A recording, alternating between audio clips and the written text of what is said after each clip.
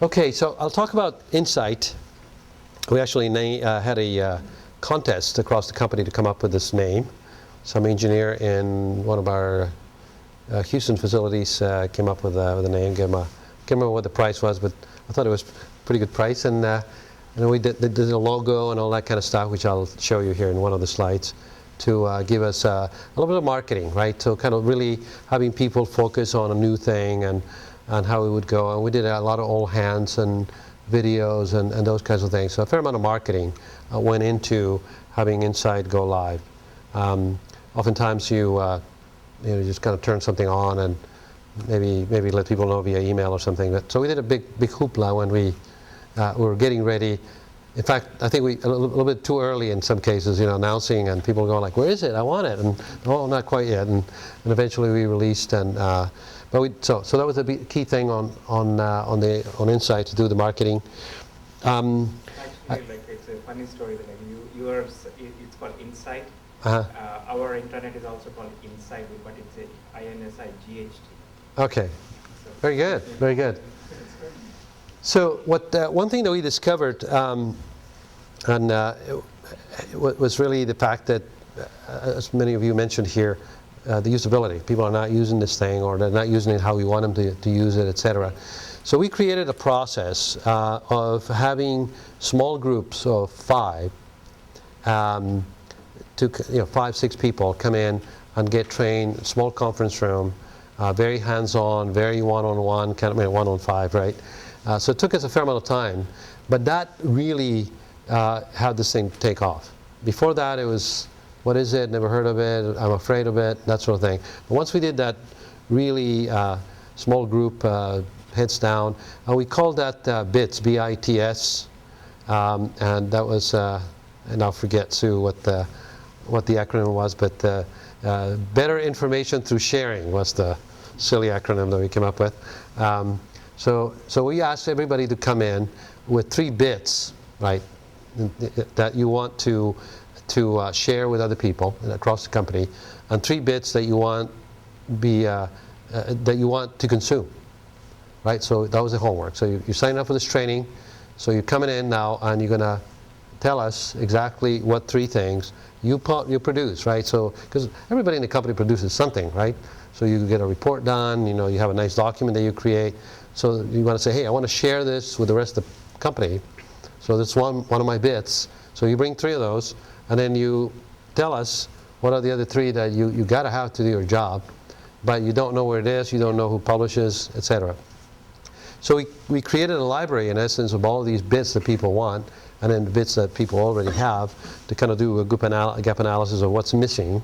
And then from there, we, in essence, started to formulate sort of the rollout of the information, so that people can know where it is, can know how to get to it, and then what are the pieces of bits that people need desperately, but somehow it's not being produced anywhere, right? So that gives us an opportunity to create more content that doesn't exist. So Insight, again, is the intranet, finding all the information that you need. But we also felt that it would be great to have this be a communication vehicle. So a place where we have announcements, where we have information about the company, any new programs that come up, etc., etc. So we divided Insight into a number of tabs. So there's a homepage tab, and that one is just purely announcements and calendar and temperature and those kind of homepagey kind of things, right? The next page is all about products. So we conceived that a lot of people needed to get to our product information quickly.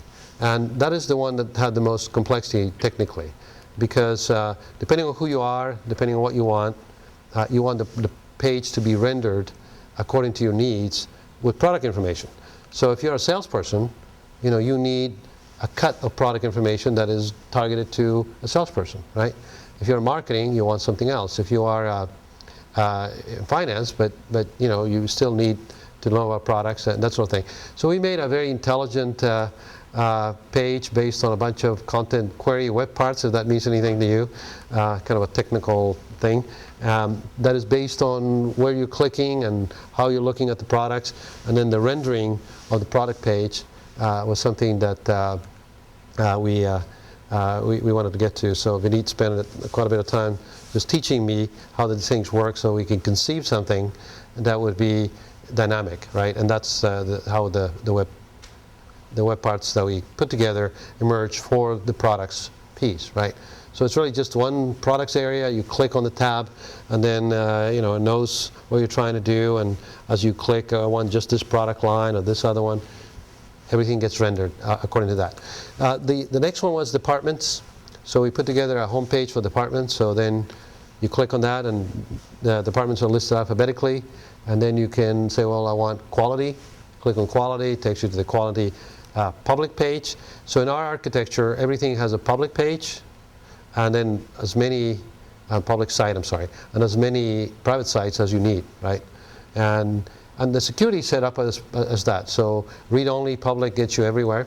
So you have, in essence, it's kind of like being inside the company. You can go anywhere, right?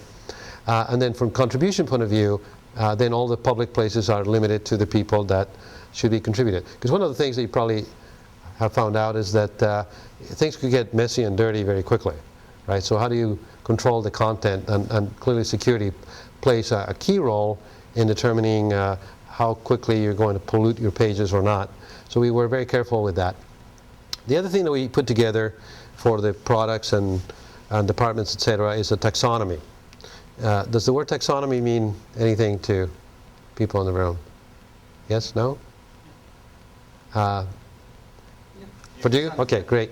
Yeah, so the question was, if you think of SharePoint out of the box, it gives you a very, very simple taxonomy, right? It is what? You get your document name, file name, dates, right? Create date, then the name, who's the modifier, creator, whatever, that sort of thing.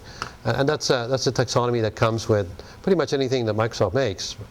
But the taxonomy in SharePoint is extensible, so you can, in essence, create additional attributes to tag your documents. And why would you do that? Well, two reasons.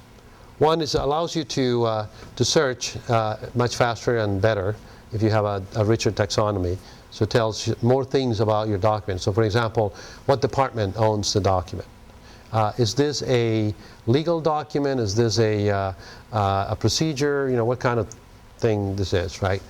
So for example, we have a smart web part for policies and procedures that's based on the taxonomy. Because when you write a policy or a procedure, right, that you want to publish, and then you upload the document to SharePoint, it brings up the taxonomy and says, what kind of document is this?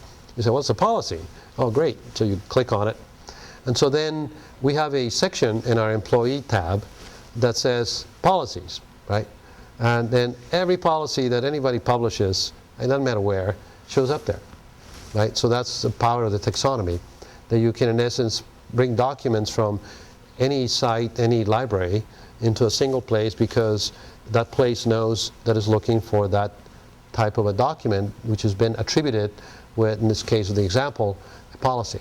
So this is the kinds of things that we spent a fair amount of time doing, is really coming up with a taxonomy, which of course technically is very doable, but technically it's also challenging because SharePoint, at least 2007, doesn't know how to copy attributes in your taxonomy very well from one site to the other, and then the upload, the multi-file upload doesn't work, and so we had to customize a few of these things to work around with our taxonomy. So even though I'm highly recommending you to look into a taxonomy, I'm also warning you that at least in 2007, working with a full taxonomy across the board is not really fully supported by SharePoint. So we had to do a few gyrations on this.